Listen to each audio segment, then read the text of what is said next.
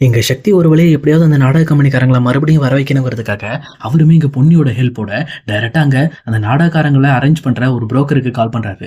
கால் பண்ணது மட்டும் இல்லாம, "நாங்க பஞ்சாபி கம்பெனிலருந்து பேசுறோம். சொல்லப்போனா நாங்க ஒரு படம் எடுக்க போறோம். அந்த படத்துக்கு மெயின் கேரக்டரா நான் அனுப்பியிருக்க 10 பேர் வேணும்." அப்படின்ற மாதிரி இந்த பக்கம் இங்க பொன்னியும் சக்தியும் எதிர்பார்த்துட்டு இருக்க அந்த 2 பேர் ஃபோட்டோவையும் சேர்த்து அனுப்பிட்டு, அதுக்கப்புறம் வந்து அட்வான்ஸையும் போட்டு விடுறாங்க.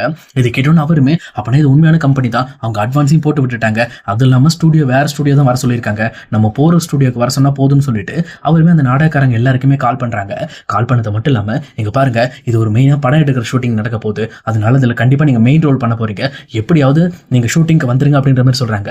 ஆனா ஏற்கனவே எங்க பொண்ணுக்கு ஆப்போசிட்டா சாட்சி சொன்ன அந்த 2 பேருமே ரொம்பவே பதற ஆரம்பிச்சு அந்த லேடி கேரக்டருமே சொல்றாங்க, "இல்ல, என்னால வர முடியாதுன்னா, நான் ஏற்கனவே மாட்டிக்க பார்த்தேன்." அப்படின்ற மாதிரி அவங்க பயப்படுறாங்க.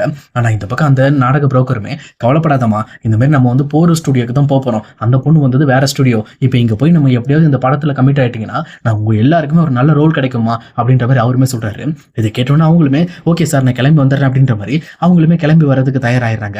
அதே நேரத்தில் இங்கே எப்பவும் போல இங்க பொன்னியும் சக்தியும் அந்த ஸ்டுடியோல ஸ்டே பண்றாங்க. பட் இருந்தாலும் இந்த பக்கம் வந்து பொன்னி வந்து சக்தியை உள்ள விடாம ஃபர்ஸ்ட் வெளியில தூங்க வைக்கிறாங்க. அதுக்கப்புறம் வெளியில மழை வர ஆரம்பிச்சதுக்கப்புறம் வேற வழி இல்லாம இங்க பொன்னியுமே சக்தியை உள்ள விடுறாங்க.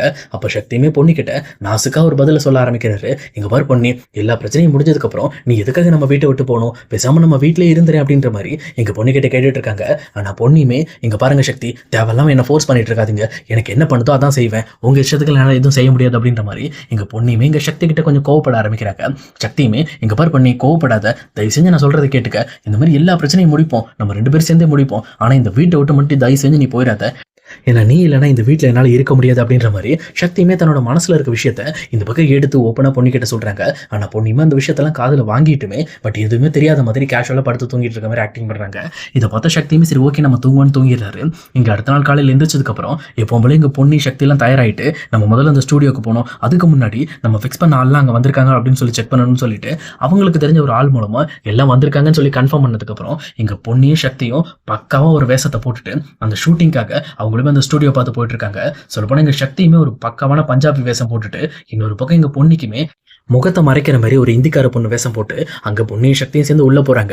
அப்ப அங்க இருக்கிற நாடகக்காரங்களுமே, "ஓ இவங்க தானா, இவங்க தான் கண்டிப்பா அந்த படம் எடுக்கிறவங்க போல இருக்குன்னு" சொல்லிட்டு இவங்க எல்லாருமே சக்திக்கு மாலை போட்டு இந்த பக்கம் எல்லாருமே வந்து வாழ்த்துக்கிட்டு இருக்காங்க.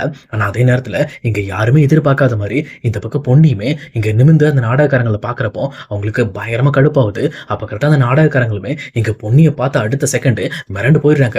"இது யாரு? இது பொன்னி தானே, அந்த பொண்ணு தானே இது?" அப்படின்னு சொல்லிட்டு அவங்களுமே டக்குன்னு மிரண்டு போய் அங்கிருந்து ஓட ஆரம்பிக்கிறாங்க. ஆனா இங்க ஏற்கனவே சக்தியும் பொன்னியும் ஃபிக்ஸ் பண்ணி வச்ச ஆளுங்க எல்லாருமே அவங்க 2 பேரையும் வளைச்சு பிடிக்கிறாங்க. பிடிச்சது மட்டும் இல்லாம அவங்க 2 பேரையும் தனியா ஒரு ரூமுக்கு கூட்டிட்டு போயிட்டு இந்த பக்கம் விசாரணையை ஸ்டார்ட் பண்றாங்க. அதுக்கேற்ற மாதிரி இங்க கண்மணியும் கூட வந்துடுறாங்க. அங்க வந்ததுக்கு அப்புறம், "ஒழுங்கா உண்மையை சொல்லுங்க, அப்படி இல்லைன்னா உங்களுக்கு என்ன பண்ணுவேன்னு எங்களுக்கே தெரியாதுன்னு" சொல்லி ஆளாளுக்கு மிரட்ட ஆரம்பிக்கிறாங்க.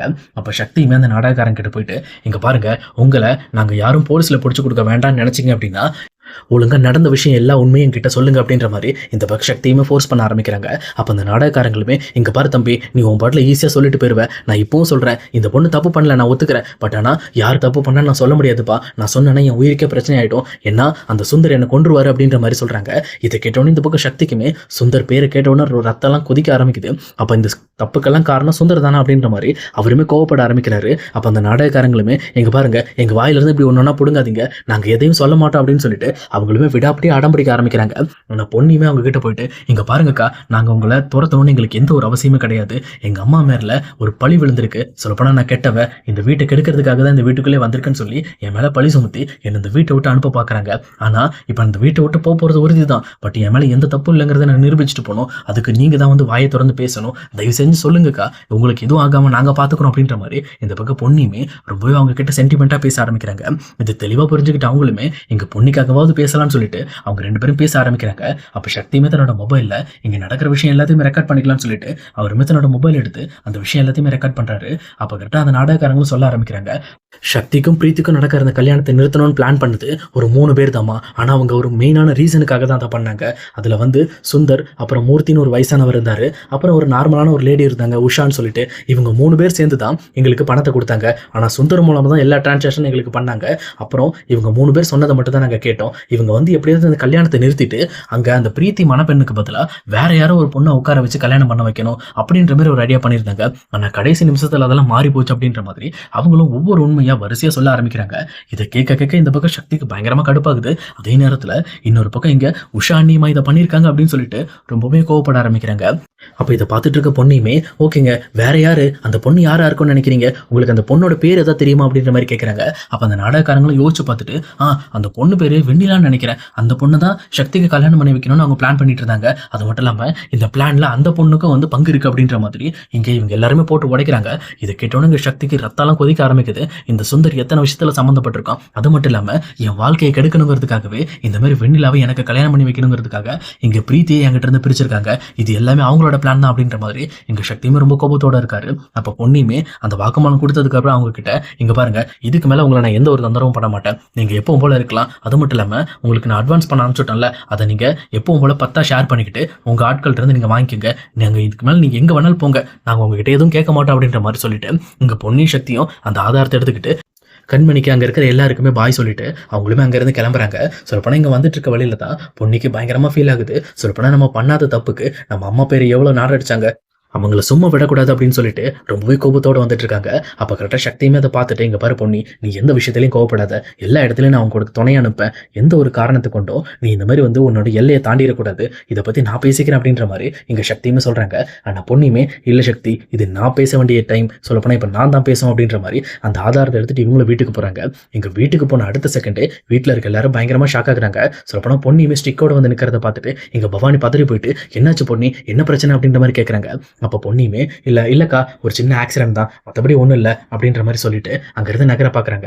ஆனால் இந்த பக்கம் பவானியுமே சின்ன ஆக்சிடென்ட்டா, ஸ்டிக் வச்சு நடக்கிற அளவுக்கு வந்திருக்கு, இது சின்ன ஆக்சிடென்ட்டா அப்படின்ற மாதிரி அவங்களுமே பதட்டப்படுறாங்க. அப்போ பவானி இந்த மாதிரி வந்து தான் மேலே இவ்வளோ அக்கறை வச்சிருக்காங்க அப்படின்னு தெரிஞ்சுக்கிட்ட பொன்னியுமே கொஞ்சம் கஷ்டப்பட ஆரம்பிக்கிறாங்க. இந்த விஷயத்தெல்லாம் தாண்டி நம்ம எப்படி இந்த வீட்டை விட்டு வெளியில் போகிறதுன்னு சொல்லி ரொம்பவே வருத்தப்பட ஆரம்பிக்கிறாங்க. அப்போ வீட்டில் இருக்க எல்லாருமே வந்து ஆமாம் இவ ஏதோ ஆக்டிங் போகிறதுக்காக இதை பண்ணுவா அப்படின்ற மாதிரி இங்கே வெண்ணிலா பேச ஆரம்பிக்கிறாங்க. அப்போ சக்திக்குமே பயங்கரமாக கோபம் வர ஆரம்பிக்குது. அப்போ பொன்னியுமே எங்கள் வீட்டில் இருக்க எல்லாரும் வாங்க, உங்ககிட்ட ஒரு முக்கியமான விஷயத்தை பற்றி நான் பேசணும்னு சொல்லிட்டு மறுபடியுமே வீட்டில் இருக்க எல்லாரையுமே ஒன்றா கூப்பிடுறாங்க. ஆனால் இதை பார்த்தோன்னே வீட்டில் இருக்க எல்லாரும் டென்ஷன் ஆகுறாங்க. அப்போ கரெக்டாக ஜெயாமே இருந்துக்கிட்டு என்ன மறுபடியும் என் மாப்பிள்ளை மேலே தான் தப்பு இருக்குன்னு சொல்லி சுந்தரை பற்றி தப்பாக பேச போகிற, அதானே உனக்கு தேவை அப்படின்ற மாதிரி இங்கே சுந்தரை பற்றி அவங்க தப்பாக பேச வராங்கன்ட்டு சம்மந்தமே இல்லாமல் இங்கே பொன்னி மேலே பழி போட வராங்க. ஆனால் பொன்னியுமே தான் மொபைல் எடுத்த வீடியோவை எல்லார்ட்டையுமே காட்டுறாங்க. அதை பார்த்துட்டு இருக்க எல்லாராலையும் இந்த விஷயம் இவங்க தான் பண்ணியிருக்காங்கன்னு சொல்லி நம்ப முடியாமல் அவ்வளோ தகச்சு போய் நின்றுட்டு இருக்காங்க. உண்மையை சொல்ல போனால் இந்த வீட்டில் இருக்கிற 3 பேர் சேர்ந்து தான் இங்கே பிரீத்திக்கும் சக்திக்கும் நடக்கிற இந்த கல்யாணத்தை நிறுத்திருக்காங்க, அதுவும் வெண்ணிலாக்காக தான் அப்படிங்கிறத புரிஞ்சுக்கிட்டு இங்கே வீட்டில் இருக்க எல்லாருமே பயங்கரமாக ஷாக் ஆகுறாங்க. அதே நேரத்தில் இங்கே பவானிக்கு என்ன பேசுறதுன்னே தெரியல. அவங்களுமே இந்த விஷயத்திலே சுந்தர் வந்து ஈடுபட்டிருக்காருன்னு சொல்லி தெரிஞ்சு இன்னுமே மன கஷ்டத்துக்குள்ளே போயிட்டு இருக்காங்க. ஆனால் இங்கே ஜெயாக்கு வாயை திறந்து பேச முடியல. தன்னோட சொந்த அண்ணனே தன் பையனோட கல்யாணத்தை கெடுக்கிறதுக்காக இவ்வளவு விஷயம் பண்ணியிருக்காரு, எதுக்காக, அவர் பொண்ணு வெண்ணிலாவை என் பையனுக்கு கல்யாணம் பண்ணி வைக்கிறதுக்காக அப்படின்னு சொல்லிட்டு அந்த விஷயத்தை தெரிஞ்சு இந்த பக்கம் ஜெயாவாலையும் அந்த விஷயத்தை தாங்க முடியல. அப்பதான் சந்திரசேகர் குரல் எடுத்து பேச ஆரம்பிக்கிறாரு. இங்க பாரு பொண்ணி, எனக்கு இந்த விஷயம் ஸ்டார்டிங்கே தெரியும், நீ நிரூபிப்பன்னு எனக்கு தெரியும், ஆனா எனக்காக ஒன்னே ஒன்று மட்டும் பண்ணணுமா, இந்த வீட்டை விட்டு எந்த ஒரு காரணத்தை கூட நீ போகக்கூடாது, எனக்காக நீ சக்தி கூட கடைசி வரைக்கும் வாழணும் அப்படின்னு சொல்லி இங்க சந்திரசேகர் சத்தியம் வாங்குறாரு. ஆனா இது கேட்ட பொண்ணுமே என்ன வெல்லமாமா, என்னால அதை பண்ண முடியாது, என்ன மன்னிச்சிருங்க அப்படின்ற மாதிரி பொன்னியுமே அந்த விஷயத்தை இக்னோர் பண்ண ட்ரை பண்றாங்க. பட் இருந்தாலும் இங்க வீட்டில் இருக்க யாருமே இங்க பொன்னி இந்த வீட்டை விட்டு போறதுக்கு அனுமதிக்கவே இல்லை. கரெக்டாக அந்த டைம் பவானி வந்துட்டு இந்த பக்கம் பொன்னியோட கையை பிடிச்சி எந்த ஒரு காரணத்தை கொண்டும் என் தம்பியை தனியாக விட்டுட்டு போயிடாத, என் தம்பிக்கு நீ தேவை, ஏன்னா நீ மட்டும்தான் இந்த வீட்டுக்கு உண்மையா இருந்த ஒரே ஆள், நீ எந்த ஒரு காரணத்தை கொண்டு இந்த வீட்டை விட்டு வெளியில போகக்கூடாதுன்னு எங்க பவானியுமே எங்க பொன்னியை விடாம இறுக்கி பிடிச்சிக்கிட்டு இருக்காங்க.